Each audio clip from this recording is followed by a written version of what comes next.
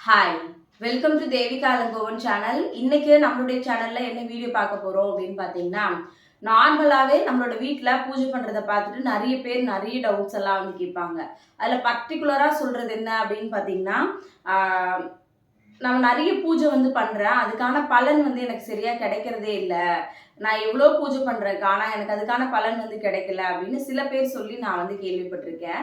நிறைய பேர் வந்து பார்த்தீங்கன்னா, இந்த மாதிரியான விஷயங்கள்லாம் நம்ம பண்ணல அப்படின்னா, கடவுள் வந்து நமக்கு எதுவுமே பண்ண மாட்டாரோ! அந்த மாதிரியான சில தாட் எல்லாம் வந்து இருக்கு.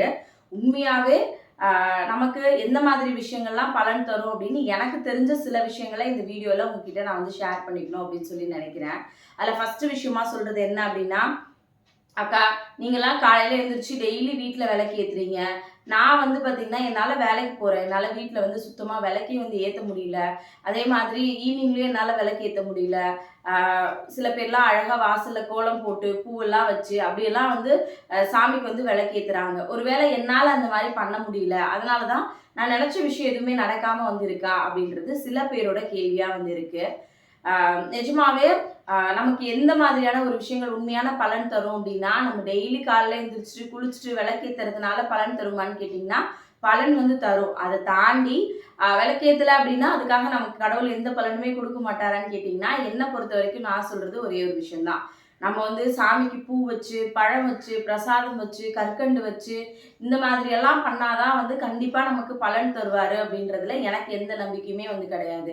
நான் பண்ற விஷயங்கள் எல்லாமே என்னோட மன திருப்திக்காகவும், நான் வந்து எனக்கு அது புடிச்சிருக்குன்றதுக்காக தான் வந்து பண்றேனே தவிர, இதெல்லாம் பண்ணல அப்படின்னா, கண்டிப்பா கடவுள் எதுவுமே நமக்கு செய்ய மாட்டாரு அப்படின்றதெல்லாம் எனக்கு எந்த நம்பிக்கையுமே வந்து கிடையாது.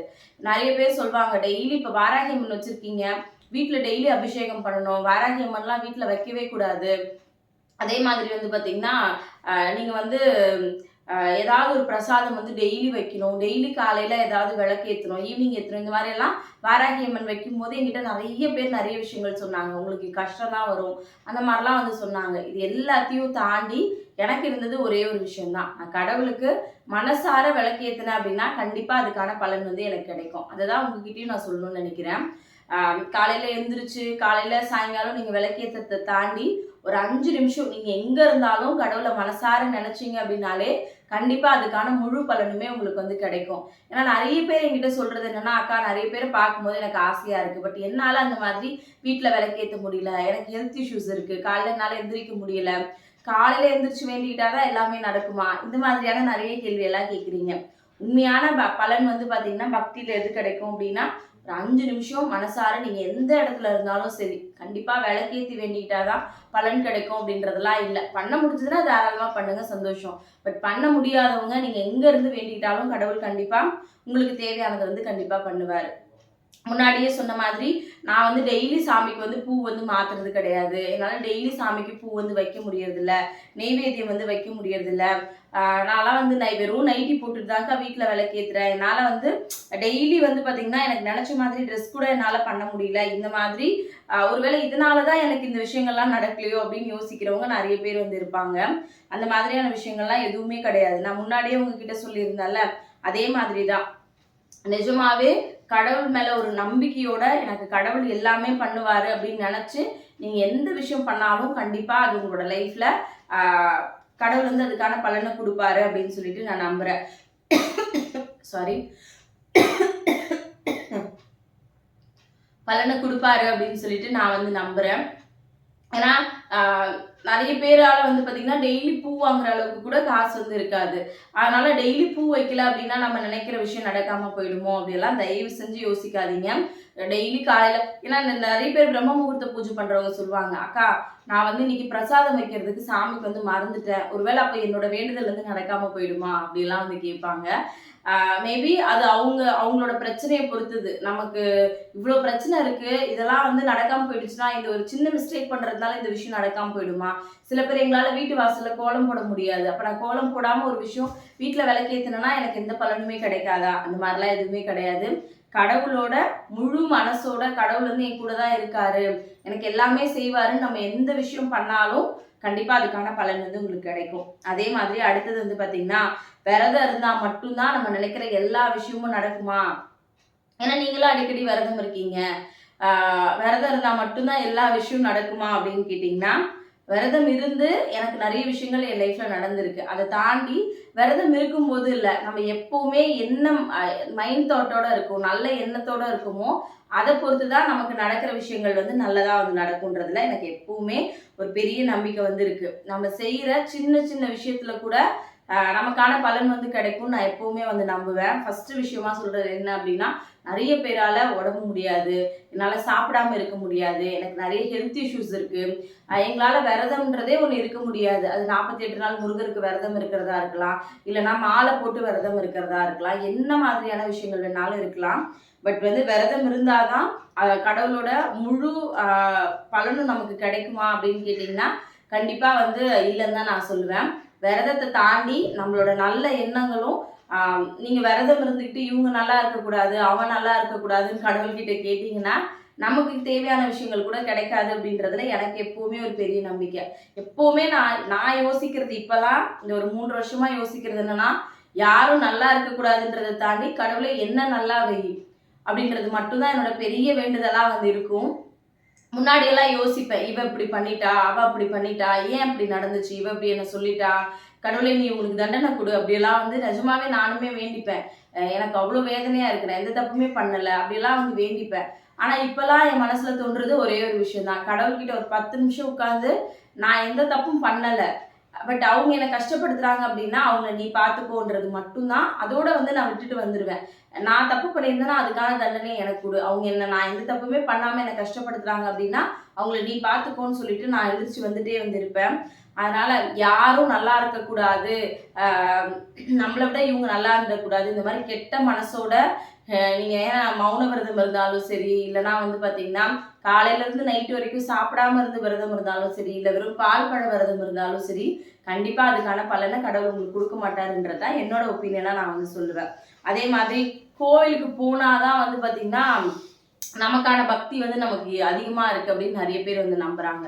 எங்களாலலாம் கோயிலுக்கே போக முடியல, அப்போ கோயிலுக்கு போகாதவங்களுக்குலாம் பக்தி இல்லையா அப்படின்னு கேட்டிங்கன்னா, நான் வந்து எல்லா கோயிலையும் வந்து பார்த்துட்டு இருந்திருக்கேன். எனக்கு வந்து கடவுளோட அனுகிரகம் மொத்தமாக கிடைக்குமா அப்படின்னு கேட்டிங்கன்னா கண்டிப்பாக கிடைக்கும். ஆனால் அதை தாண்டி அப்போ கோயிலுக்கு போகாதவங்களுக்குலாம் கிடைக்காதா அப்படியெல்லாம் எதுவுமே கிடையாது. நீங்கள் ஒரு கோவிலுக்கு போனாலும் மனசார அந்த கோவிலில் போயிட்டு நீங்கள் என்ன மாதிரியான விஷயங்கள் வந்து பண்ணுறீங்க.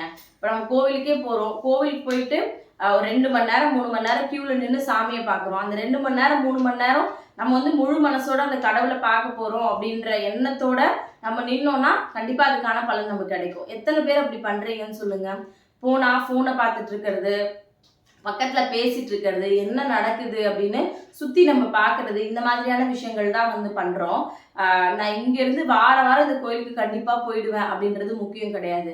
நம்ம பக்கத்தில் இருக்கிற எந்த கோயிலுக்கு போனாலும் ஒரு 10 நிமிஷம் அங்கே நின்னா கூட அந்த 10 நிமிஷமும் கடவுளே என்னை நல்லா வை, நான் நல்லபடியாக இருக்கணும் அப்படின்னு நமக்கான விஷயத்த கடவுள்கிட்ட கேட்கறது மூலயமாவும், இல்லைன்னா அமைதியாக எதுவும் பேசாமல் இருக்கிறது மூலயமாவும் கண்டிப்பாக அந்த பலன் நமக்கு கிடைக்கும்னு சொல்லிட்டு நான் நம்புகிறேன். அதனால் நான் வந்து வெள்ளி செவ்வாய் மறக்காமல் கோயிலுக்கு போயிடுவேன்றது பெரிய விஷயம் கிடையாது. வெள்ளி செவ்வாயில் நீங்கள் கோயிலுக்கு போயிட்டு அந்த கோவிலில் போய் என்ன மாதிரியான விஷயங்கள் பண்ணுறீங்கன்றதுல இருக்குல்ல. அதனால் இவ்வளோ கோவிலுக்கு போகிறதுனால தான் பக்தி அதிகம்ன்றதுலாம் வந்து இல்லை. நீங்கள் வருஷத்துக்கு ஒரு தடவை கோவிலுக்கு போனாலும் அங்கே போய் மனசார கையெடுத்து கும்பிட்டு அந்த கடவுளை ஒரு 10 நிமிஷம் நினச்சிங்க அப்படின்னாலே கண்டிப்பாக அதுக்கான பலன் வந்து உங்களுக்கு கண்டிப்பாக கிடைக்கும். அதே மாதிரி வீட்டில் விளக்கேற்றும் போது ஸ்லோகம் கண்டிப்பாக சொல்லணும். வீட்டில் வந்து இந்த மாதிரியான விஷயங்கள்லாம் கண்டிப்பாக பண்ணணும். அப்படி பண்ணாதான் நமக்கான பலன் கிடைக்கும் அப்படின்னா எனக்கெல்லாம் ஸ்லோகமே வந்து தெரியாது. நான் வந்து காலையில் எழுந்திரிச்சோன்னே எனக்கு ஸ்லோகம் வந்து கேட்கணும்னு தோணும். ஸ்லோகம் சொல்கிறது வந்து ரொம்ப நல்ல விஷயம், தெரிஞ்சுக்கிறது ரொம்ப நல்ல விஷயம். ஆனால் அப்படி சொல்கிறவங்களுக்கு மட்டும்தான் பலன் கிடைக்குமான்னு கேட்டிங்கன்னா என்னை பொறுத்த வரைக்கும் இல்லை அப்படிதான் நான் வந்து சொல்லுவேன். பட் ஸ்லோகம் தெரிஞ்சுக்கிறது தப்பான விஷயம்லாம் நான் சொல்ல மாட்டேன், ரொம்ப நல்ல விஷயம்தான். எந்த விஷயத்த நீங்கள் கற்றுக்குறீங்க அப்படின்னாலும் அது நிஜமாவே ரொம்ப நல்ல விஷயம்தான். அதெல்லாம் தாண்டி எனக்கு வந்து இத்தனை ஸ்லோகம் தெரியும், நான் கந்த சஷ்டி கவசம் வந்து ஃபுல்லாக வந்து படிப்பேன் அப்படின்றவங்களுக்கு மட்டும்தான் முருகர் வந்து எல்லாத்தையும் கொடுப்பாரான்னு கேட்டிங்கன்னா கண்டிப்பாக வந்து கிடையாது. நம்மளோட மனசு எப்பவுமே சுத்தமா நம்ம கேட்குற விஷயம் யாரையும் அஃபெக்ட் பண்ணாம நம்ம வேண்டிக்கிற ஒரு விஷயம், நான் நல்லா இருக்கணும், என் குடும்பம் நல்லா இருக்கணும், நான் உழைக்கிறேன், அதுக்கான பலன் எனக்கு வேணும் அப்படின்னு நம்ம 5 நிமிஷம் மனசார வேண்டிக்கிட்டாலே வந்து போதும். அதை தாண்டி நீங்க எவ்வளோதான் உங்களுக்கு எல்லா ஸ்லோகமும் தெரிஞ்சாலும் மனசு ஃபுல்லா கெட்ட புத்தி கெட்ட எண்ணத்தோட நம்ம இருந்தோம் அப்படின்னா கண்டிப்பா கடவுள் வந்து நமக்கானதை பண்ண மாட்டாரு, நமக்கான பலனை வந்து கொடுக்க மாட்டாருன்றதை நான் வந்து நம்புறேன். நான் அதை ஃபாலோ பண்றேன். நிஜமாவே நான் வீடியோக்காகலாம் சொல்றது இல்லை. என் மனசுல அந்த மாதிரி யாரை பத்தியாவது எனக்கு சில பேர் என்ன ரொம்ப என் லைஃப்ல கஷ்டப்படுத்தின சில பேர் இருந்திருப்பாங்க. காலையில 5 மணிக்கு இன்னைக்கு கூட எனக்கு தோணுச்சு, விளக்கேற்றும் போது எனக்கு வந்து தோணுச்சு. அப்ப நான் நினைச்சேன், என்னை எவ்வளோ கஷ்டப்படுத்தியிருப்பாங்கல்ல அப்படின்னு யோசிச்சு, அவங்களுக்குலாம் நீ அவங்களுக்குலாம் நீ தண்டனையே கொடுக்க மாட்டியா கடவுளேன்னு என் மனசுல இருந்து ஒரு விஷயம் வந்து வரும்போது நான் யோசிச்சதெல்லாம் ஒரே ஒரு விஷயம் தான். யாரையும் நம்ம வந்து இவங்க வீணா போகணும், நல்லா இருக்கக்கூடாதுன்னு நினைக்கக்கூடாது. அவங்க முன்னாடியெல்லாம் என்னை நல்லா வை கடவுளே, நான் இன்னும் மேலே மேலே வளரணும், அவங்க அதை பார்க்கணுன்றது மட்டும்தான் என்னோட ப்ரேயராக வந்து இருந்துச்சு. நான் மனசறிஞ்சு கூட யாருக்குமே இவங்க நல்லா இருக்கக்கூடாது, அவங்க நல்லா இருக்கக்கூடாதுன்னு ஒரு நிமிஷம் கூட யோசிக்கிறது இல்லை. இது அடுத்தவங்களுக்காகன்றதை தாண்டி என்னோட மன நிம்மதிக்காக நான் அப்படிதான் வாழ்றேன். ஏன்னா இவ இப்படி இருக்கா, இவ நல்லா இருக்கக்கூடாது, இவ லைஃப்ல என்ன பிரச்சனை நடக்குதுன்னு நான் அடுத்தவங்களை பத்தி யோசிக்க ஆரம்பிச்சேன்னா என் நிம்மதி எனக்கு வந்து போயிடுது. அதனால நான் எதுக்கு அடுத்தவங்களை பத்தி யோசிக்கணும்? இவங்க எல்லாரையும் தாண்டி என் லைஃப்ல நான் அடுத்தடுத்த லெவல் போறதுதான் நான் அவங்களுக்கு கொடுக்குற பெரிய தண்டனை. என்னை வந்து எங்கேயோ இருந்து பார்த்துக்கிட்டே இருக்காங்க, நான் என்ன பண்றேன், இவ என்ன பண்றா, டெய்லி இவ என்ன பண்றா, இவ லைஃப்ல என்ன நடக்குதுன்னு என்னை பிடிச்சவங்களை தாண்டி என்னை பிடிக்காதவங்க நிறைய பேர் என்னை சுற்றி பார்த்துக்கிட்டே இருக்காங்க, அதை அடுத்தவங்களுக்கு ஷேர் பண்ணிக்கிட்டே இருக்காங்க. அப்போ நான் அவங்களுக்கெல்லாம் கொடுக்குற ஒரு பெரிய தண்டனை எதுவாக இருக்க முடியும்? நான் என்னோட லைஃப்பில் அடுத்தடுத்த விஷயங்கள் பண்ணுறது, பாரு இவளும் நம்ம கூட தான் வந்து இருந்தா, ஆனால் இவளால் மட்டும் எப்படி முடியுது அப்படின்னு அவங்க ஒரு நிமிஷம் யோசிக்கிறாங்கல்ல. நம்மளால எதுவுமே முடியலையே அப்படின்னா கண்டிப்பாக அவங்களால முடியாது. ஏன் அப்படின்னா மனசு பூரா அந்த மாதிரியான ஒரு எண்ணம் தான். கூடவே இருந்துட்டு நல்லாவே இருக்கக்கூடாது, நம்ம கூட சிரிச்சு சிரிச்சு பேசிட்டு மனசு ஃபுல்லா வந்து நம்ம லைஃப்ல ஏதாவது ஒரு சின்ன விஷயம் நடந்துச்சு அப்படின்னா கூட மூஞ்சி தூக்கி வச்சுக்கிட்டு பேசாம நம்ம கூட அந்த மாதிரியான விஷயங்கள்லாம் விட்டு கடவுள் என்ன விளக்கி வச்சிருக்காருன்னு நினைக்கும் போதே எனக்கு ரொம்ப நிம்மதியாகவும் சந்தோஷமாகவும் வந்து இருக்கு. அதனால நம்மளோட மனசுல நிஜமாவே நல்ல எண்ணம் இருந்துச்சு அப்படின்னா கடவுள் நம்மள எப்பவுமே ரொம்ப நல்லா வைப்பாரு. அதுக்கு வந்து பார்த்திங்கன்னா நமக்கு நிறைய விஷயங்கள் பண்ணணும், ஸ்லோகம் சொல்லணும், மந்திரம் சொல்லணும், இந்த மாதிரி எந்த விஷயமும் தேவையில்லை. நீங்கள் கடவுளை கையெடுத்து ஒரு 5 நிமிஷம் யாரும் நல்லா இருக்கக்கூடாது, இவன் வீணாக போயிடணும், அவன் வீணாக போயிடணும்னு நினைக்காம நீங்கள் எந்த விஷயம் பண்ணாலும் அதுக்கான பலன் கிடைக்கும்னு சொல்லிட்டு நான் நம்புகிறேன். அடுத்தது வந்து பார்த்திங்கன்னா நிறைய பேர் வந்து பண்ணுவாங்க, பட் நானுமே பண்ணுவேன். இப்போ எனக்கு வந்து பார்த்திங்கன்னா இப்போ என்னோட ஹஸ்பண்டுக்கு சம்பளம் வந்தாலும் சரி, இல்லை நான் ஒரு ஷூட்டிங் போயிட்டு வந்தாலும் சரி, அந்த சம்பளத்துலேருந்து ஒரு 100 ரூபா எடுத்து உண்டியலில் வந்து போட்டு வைப்பேன். பெருமாள் திருப்பதிக்கு போகும்போது கண்டிப்பாக எடுத்துகிட்டு போகணும் அப்படின்னு சொல்லிட்டு. அது ரொம்ப நல்ல விஷயம் தான். ஆனால் அதை தாண்டி நமக்கு முழு பலன் கிடைக்கிறது எதில் அப்படின்னு பார்த்தீங்கன்னா, நம்ம கோவிலில் அந்த அர்ச்சகருக்கு வந்து 100 ரூபாயோ 200 ரூபாயோ போடுறதை தாண்டி அந்த 100 ரூபாய்க்கு யாருக்காவது சாப்பாடு வாங்கி கொடுத்தோம் அப்படின்னா, அவங்களுக்கு ஒரு வேளை பசியாருச்சு அப்படின்னா கண்டிப்பாக அதில் தான் கடவுளோட முழு பலனும் நமக்கு கிடைக்கும் அப்படின்றத நான் எப்பவுமே வந்து நம்புகிறேன். ஆனால் என் தங்கச்சி கூட சொல்லியிருந்தா, ரீசெண்டாக ஒரு கோவிலுக்கு போயிருந்தா. இங்கே ஒரு பெருமாள் கோவில் ஒன்று இருக்குது ஆக்சுவலாக. அந்த கோவிலுக்கு நான் எப்போவுமே போக மாட்டேன். ஏன் அப்படின்னா அந்த கோவிலில் இருக்க ஐயர் வந்து பார்த்திங்கன்னா ஒரு மாதிரி இந்த வேண்டா வெறுப்பாக பண்ணுவாங்க. தட்டில் காசு போட்டால் தான் அவர் வந்து அர்ச்சனையே வந்து பண்ணுவார். எனக்கு என்னென்னா போடக்கூடாதுன்றது விஷயம் கிடையாது. ஆனால் நீ ஒருத்தவங்களை வந்து அவங்க சில பேர் பார்க்கும்போதே நமக்கு வந்து ஐயோ என்னடா இந்த ஆள் இருக்கானா அப்படின்ற மாதிரி இருக்கும்ல. நான் அதனால் அந்த பெருமாள் கோயிலுக்கு போகிறதே வந்து விட்டுட்டேன். லாஸ்ட் டைம் என் தங்கச்சி வந்து போயிருக்கா. சேஞ்ச் எடுத்து கையில் தான் 10 ரூபாயோ 20 ரூபாயோ அர்ச்சனை பண்ணிட்டு 20 ரூபா போடுறதுக்காக கையில் தான் வச்சுருக்காங்க. அர்ச்சனை பண்ணிட்டு வந்ததுக்கு அப்புறம் தானே போட முடியும். பழம்லாம் கொடுத்த உடனே இல்லை அர்ச்சனை போடுங்க அப்படின்னு சொன்ன உடனே காசு போடுங்கன்னு கேட்டிருக்காங்க. இது கையில் வச்சிருந்து 20 ரூபாயை வந்து போட்டுட்டா. அர்ச்சனாலாம் பண்ணி முடிச்சுட்டு வந்து கொடுக்கும் போதுல இதெல்லாம் நீங்கள் சொல்லாமலே பண்ணணும் அப்படின்னு சொல்லியிருக்காரு. அதுக்கு அவ கேட்டிருக்கா, இதெல்லாம் நீங்கள் முதல்ல கேட்கவே கூடாது, இது வந்து நாங்களா உங்களுக்கு வந்து கொடுக்கறது. நாங்கள் ஒரு நல்ல நாள் அவங்க ஹஸ்பண்டோட பர்த்டேக்காக ஆக்சுவலாக அன்றைக்கி அவள் போயிருந்தா. ஒரு நல்ல விஷயத்துக்காக கடவுள்கிட்ட வந்து ஒரு தேங்காய் உடச்சி கொடுங்கன்னு சொல்கிறோம். நீங்கள் கேட்கலனாலும் நாங்கள் கண்டிப்பாக போட்டிருப்போம். ஆனால் அதை கேட்டு நீங்கள் ஒரு விஷயம் வந்து வாங்கக்கூடாது அப்படின்னு சொல்லிட்டு அங்கேருந்து நான் கிளம்பி வந்துட்டேன். இனிமேல் முடிவு பண்ணிட்டேன், 100 ரூபா 200 ரூபானா கூட இந்த உண்டியில் போடக்கூடாது. ஏன்னா உண்டியில் போட்டால் அந்த காசு கடவுளுக்கு தான் போதான்றது நமக்கு வந்து தெரியாது. அந்த 200 ரூபாய்க்கு நான் ஒரு 5 பேருக்கு ஒரு சாப்பாடு வாங்கி வந்து குடுக்கலாம். இல்லன்னா ஒரு 2 பேருக்கு என்னால வந்து சாப்பாடு வந்து வாங்கி குடுக்க முடியும். ஒரு ரூ. 200 நல்ல சாப்பாடு. அதனால இனிமே நான் அதுதான் பண்ணலான்னு இருக்கேன் அப்படின்னு சொன்னா. அது நிஜமாவே உண்மையான ஒரு விஷயம் தான். நம்ம உண்டியல்ல வந்து பணம் போடுறோம். அத கடவுள் சாப்பிடுறாரான்னு கேட்டீங்கன்னா, கண்டிப்பா கிடையாது. அத தாண்டி நம்ம மேபி நம்ம வந்து ஒரு ஒரு விஷயம் நெனச்சுக்கிட்டு அந்த ரூ. 100 வந்து யாருக்காவது ஏதாவது வாங்கி குடுக்குறோம் அப்டின்னா, அவங்க ஒரு வேள பசியா இருந்தா கூட கண்டிப்பா கடவுள் வந்து நமக்கு அதுக்கான பலன குடுப்பாரு அப்டின்றது என்னோட பெரிய நம்பிக்கை. நான் அத என்னோட லைஃப்ல இனிமே ஃபாலோ பண்ணணும் அப்டின்னு சொல்லி நெனைக்கிறேன். அடுத்தது வந்து பாத்தீங்கன்னா, நம்ம வந்து தேங்காய் உடைக்க போறோம். கோவிலுக்கே போறோம். தேங்காய் உடைக்கிறோம். சப்போஸ் தேங்காய் வந்து அழுகி இருந்தாலோ, உடைஞ்சிருந்தாலோ நம்மளுக்கு மைண்டுக்கு அடுத்தது போறது, ஐயோ! இனிமே நமக்கு நடக்க போறதெல்லாம் ஒருவேளை நம்மளுக்கு ஏதோ ஒரு கெட்ட விஷயம் நடக்க போதோ அப்படின்ற தாட் தான் ஆப்வியஸா வந்து வரும். நானுமே அப்படிதான் வந்து இருந்தேன். சில டைம்ல அந்த மாதிரியான விஷயங்கள் நமக்கு ரொம்ப புடிச்சவங்களோட நம்ப ஏதோ ஒரு விஷயம் ஒரு பர்த்டேக்கோ இப்ப எங்க அப்பா கூட போன வருஷம் பர்த்டேக்கு வந்து பார்த்தீங்கன்னா, நானு தேங்காய் வாங்கிட்டு போனேன். தேங்காய் வாங்கிட்டு போய் உடைக்கும்போது தேங்காய் வந்து அழுகி இருந்துச்சு. எனக்கு மனசு கொஞ்சம் கஷ்டமா தான் வந்து இருந்துச்சு. ஆனா நான் அப்ப யோசிச்ச விஷயம் என்ன அப்படின்னா, அது ஒரு வேளை பழைய தேங்காவா இருக்கலாம். எங்க அப்பா 100 வயசு வரைக்கும் சந்தோஷமா எங்களோட வந்து இருப்பாங்க அப்படின்ற ஒரு நம்பிக்கை இருக்குல்ல. அந்த நம்பிக்கை தான் என்னை இதுவரைக்கும் வந்து கொண்டு போகுது. இல்ல அன்னைக்கு வந்து ஒரு தேங்காய் உடைஞ்சிருச்சு, தேங்காய் வந்து அழுகிடுச்சு அப்படின்றதுக்காக நான் அத பத்தி யோசிச்சுக்கிட்டே இருந்தேன் அப்படின்னா, நம்மளால அடுத்தடுத்த விஷயங்கள் கண்டிப்பா பண்ணவே முடியாது. எதுக்காக இத பர்ட்டிகுலரா சொல்றேன் அப்படின்னா, நம்ம என்ன விஷயம் நினைக்கிறோமோ அதுதான் நடக்கும் அப்படின்றது நான் என்னோட லைஃப்ல அனுபவிக்கிற ஒரு விஷயம். நான் அத வந்து ஃபீல் பண்ற ஒரு விஷயம். நம்ம என்ன விஷயம் நினைக்கிறோமோ அதுதான் நடக்கும். நம்ம அது நல்லதே நினைச்சோம்னா, நமக்கு நல்லது மட்டும் தான் நடக்கும். இல்ல நம்ம கெட்டதா நினைக்கிறோம் அப்படின்னா, நமக்கு கெட்டது மட்டும் தான் நடக்கும் அப்படின்றது என்னோட பெரிய நம்பிக்கை. அதனால எங்க அப்பா 100 வயசு வரைக்கும் எங்களோட ரொம்ப சந்தோஷமா இருப்பாங்க அப்படின்னு நினைச்சு தான் நான் அன்னைக்கு வந்தேன். உங்களுக்கு சொல்றதும் அதுதான். ஒரு கோவிலுக்கு போறீங்க, தேங்காய் உடைக்கிறீங்க, இல்லன்னா ஏதோ ஒரு பொருள் எடுத்துட்டு போறீங்க, வளையல் எடுத்துட்டு போறீங்க, தட்டி உடைஞ்சிருச்சு அப்படின்னா, உங்களோட கஷ்டம் அன்னையோட போயிடுச்சுன்னு நம்புங்க. இனிமே எனக்கு நடக்க போறது எல்லாமே நல்லதுன்னு சொல்லி நம்புங்க.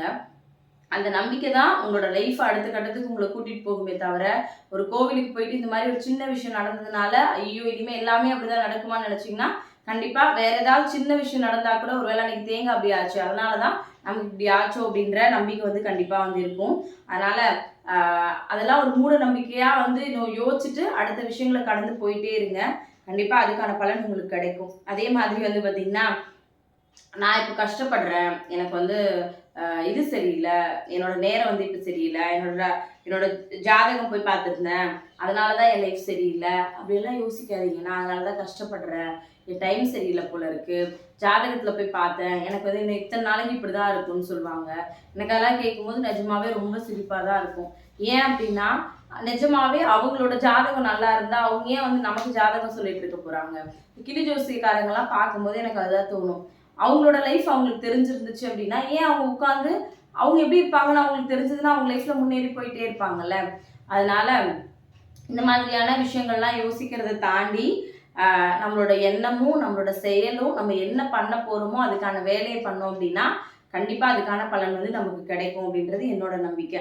அதனால இப்போ வந்து தோஷம் இருக்கு, எனக்கு வந்து இது இருக்கு அப்படின்னா, நீங்க நம்புறீங்க அப்படின்னா, அது உங்களோட பர்சனல் ஒப்பீனியன். நான் என்னோட ஒப்பீனியன மட்டும் தான் இந்த விஷயத்துல வந்து ஷேர் பண்றேன். இதுல ஏதாவது உங்களுக்கு பிடிச்சிருந்ததுனா மட்டும் எடுத்துக்கோங்க. கண்டிப்பா எல்லா விஷயத்தையும் ஃபாலோ பண்ணணும் அப்படின்ற எந்த ஒரு அவசியமே வந்து கிடையாது.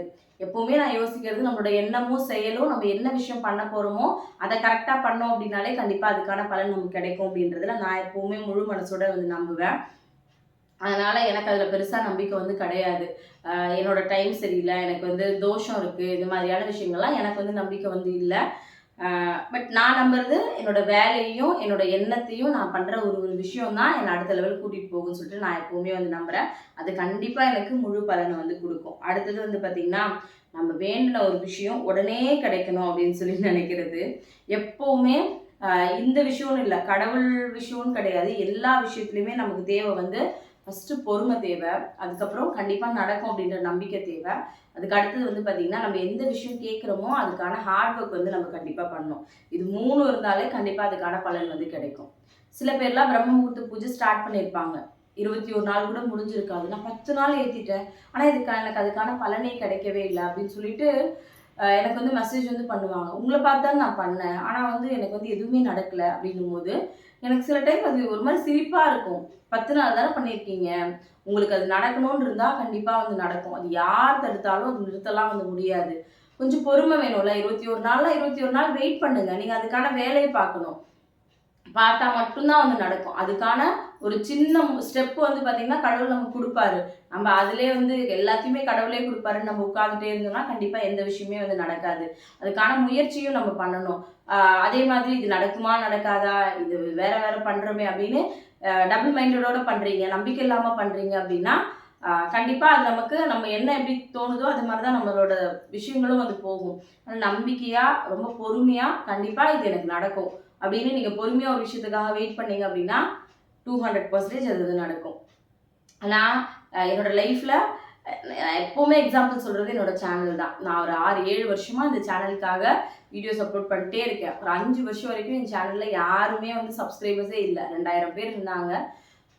2000 பேர் நான் 5 வருஷமா அமைதியா தான் இருந்தேன். வீடியோஸ் போடுவோம். கண்டிப்பா ஒரு நாள் வருவாங்க, வருவாங்க, வருவாங்கன்னு நான் உழைச்சதுக்கான பலன் தான் எனக்கு இப்போ 1,71,1000 பேர், 73,000 பேரும் இருக்காங்க. பட் நான் அன்னைக்கு பொறுமை இல்லாம, நம்பிக்கை இல்லாம, ஆ கடவுள்கிட்ட வந்து வேண்டிக்கிட்டோம். அவர் பார்த்துப்பாரு அப்படின்னு நான் வந்து வீடியோஸே போடாம இருந்தேன்னா, எனக்கு அதுக்கான பலன் கிடைக்குமான்னு கேட்டீங்கன்னா, கண்டிப்பா கிடையாது. இப்போ கூட நானு டெய்லி வீடியோஸ் போடுறதுக்கு ரீசன் என்னன்னா, சீக்கிரம் 5,00,000 சப்ஸ்கிரைபர்ஸ் வந்து ரீச் பண்ணணும். செப்டம்பர் எண்டுக்குள்ள 5,00,000 சப்ஸ்கிரைபர்ஸை ரீச் பண்ணணும்னா, நிறைய ஹார்ட் ஒர்க் வந்து பண்றேன். என்ன மாதிரியான விஷயங்கள் பண்ணலாம்? எந்த மாதிரியான வீடியோஸ் போடலான்னு ஒரு ஒரு நாளும் யோசிச்சுட்டு இருக்கேன். அதனால கண்டிப்பா அந்த விஷயங்கள்லாம் வந்து ஃபாலோ வந்து பண்ணுங்க. அடுத்தது வந்து பார்த்தீங்கன்னா, லாஸ்ட் விஷயமா சொல்லணும்னு நினைக்கிறது, இந்த வாட்ஸ்அப்ல ஒரு மெசேஜ் வந்து வரும். இந்த விஷயத்த ஒரு 10 பேருக்கு ஷேர் பண்ணீங்க அப்படின்னா, உங்களுக்கு நல்லது வந்து நடக்கும் அப்படின்னு. எனக்கு யாராவது அத ஷேர் பண்ணாங்க அப்படின்னா, எனக்கு அவ்வளோ கோவமா வந்து வரும். ஏன்டா உங்களுக்குலாம் கொஞ்சம் கூட மூளையே இருக்காதுன்ற மாரி தான் எனக்கு ஆப்வியஸா வந்து தோணும். சரி நீ 10 பேருக்கு ஷேர் பண்ணா உனக்கு நல்லது நடக்கும். பட் அவனுக்கு அனுப்பிட்டல்ல, அவனால 10 பேருக்கு அனுப்ப முடியல அப்படின்னா, ஐயய்யோ! நமக்கு இது மாரி ஒரு விஷயம் வந்துச்சு. நம்ம அனுப்ப முடியலையேன்னு அவன் கவலைப்படுவான்ல. அப்ப எப்படி உனக்கு வந்து நல்லது நடக்கும் அப்படின்றது தான் எனக்கு வந்து தோணும். இந்த மாதிரியான விஷயங்கள் எல்லாத்தையும் இதெல்லாம் பண்ணா பலன் கிடைக்குமான்றத தாண்டி, அ என்ன சொல்றது? நம்மளால முடிஞ்சு யாருக்கும் எந்த கஷ்டமும் குடுக்காம, நம்ம உண்டு நம்ம வேலை உண்டு அப்படின்னு இருந்தாலே, கடவுள்கிட்ட எது கேட்டாலும் நம்மளுக்கு கிடைக்கும்ன்றது என்னோட பெரிய நம்பிக்கை. இந்த மாதிரியான விஷயங்கள் தான் நான் என்னோட லைஃப்ல ஃபாலோ வந்து பண்றேன். எனக்கு அதுக்கான பலன் கிடைக்குதான்னு கேட்டிங்கன்னா, கண்டிப்பா கிடைக்குது. நான் ரொம்ப நல்லா இருக்கேன். இனிமேலும் நான் ரொம்ப நல்லா இருப்பேன். எப்பவும் நான் சந்தோஷமா மட்டும் தான் வந்து இருப்பேன். ஏன்னா, நான் யாரும் கெட்டு போணும், யாரும் வீணா போணும்னு நினைக்கிறது இல்ல. யார பார்த்தும், ஐயோ! அவ அப்படி இருக்காளே, இவ இப்படி இருக்காளேன்னு பொறாமைப்படுறது வந்து கிடையாது. நான் உண்டு, என் வேலை உண்டு. எனக்கான வேலைக்கான டைம் வந்து நான் எடுத்துட்டு நான் ஓடிக்கிட்டே இருக்கேன். நாளைக்கு என்ன பண்ண போறோம்? நாளைக்கு என்ன பசங்களுக்கு பண்ண போறோம்? நாளைக்கு எப்படி நான் என் வீட்ட பார்த்துக்க போறேன்? நான் நாளைக்கு என் ஹஸ்பண்டுக்கு என்ன புடிச்ச மாரி செஞ்சு குடுக்க போறேன்? நான் எனக்கு புடிச்ச மாதிரி என்ன ஒரு விஷயம் பண்ண போறேன்?